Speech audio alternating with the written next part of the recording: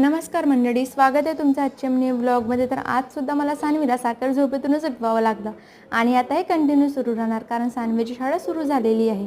तिच्या शाळेची सगळी तयारी झालेली होती. तिच्यासाठी छान असे मी ड्रेससुद्धा काढून ठेवलेला, बट माझ्या चिमुकलीला तिच्याच आवडीचा ड्रेस घालायचा. मग काय, मुलीसमोर कोण जिंकणार. मग मी तिला तिच्या आवडीचा ड्रेस काढून दिला आणि छान अशी तयारी करून दिली. ती खूप खुश झाली.